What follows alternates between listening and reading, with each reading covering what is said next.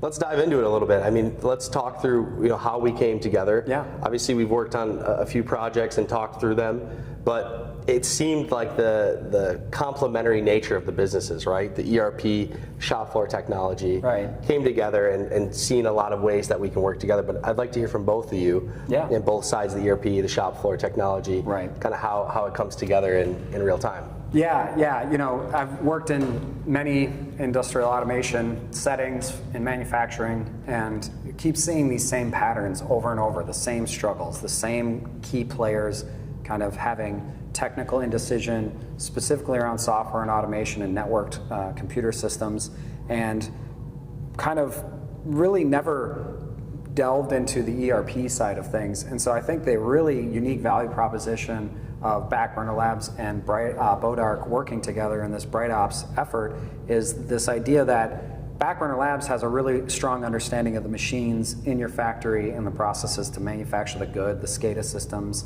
things like that. But that's kind of on the bottom. There's this concept called an ISA 95 diagram. You can read whole books on this concept. But at the top is the ERP and the business processes.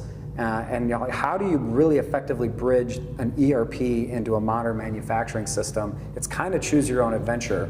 So when James and Kevin came to Backburner Labs describing their frustrations on the ERP side, and how none of the ERP systems really interface with any of these machines that these companies use, we kind of had a synergy there, and then the rest is history. James, you want to speak to that? Yeah, I mean, for us, it was kind of in many ways like staring at our reflection, in the mirror. I mean, different backgrounds, obviously, but we've encountered a lot of those same challenges, with customers that. One of our specialties, here at Bodark has always been integration, and so, we've been challenged at times. We need to connect this oddball system built in Tickle, with TCP IP sockets. Can you make that talk to my ERP system? And the answer is yes, but it doesn't feel like a good idea. Yeah. Why are we doing this? So there's always been that missing link of, okay, let's really understand how this should work in an optimal fashion. And so, I think that's the thing that, when you start thinking about, where do you go with smart manufacturing? How do you get to that next plane? Right.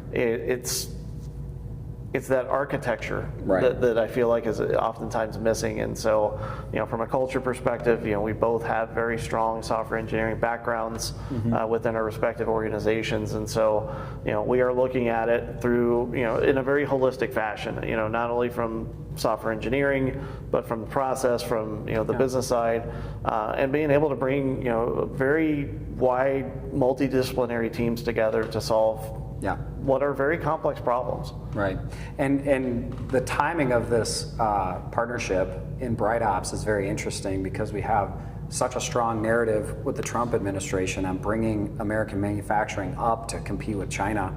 The number of companies in China compared to the United States is a staggering ratio. We don't have nearly as much manufacturing.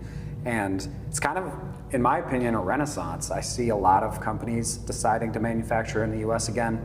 And a lot of mid-market companies are succeeding, and we want to kind of be there to help modernize software technology systems. And the advent of AI is like super notable. You're not going to lever AI unless you have a very strong data platform that kind of puts together all of your business systems, including your factory automation machines. And so that's kind of the unique opportunity and the value proposition of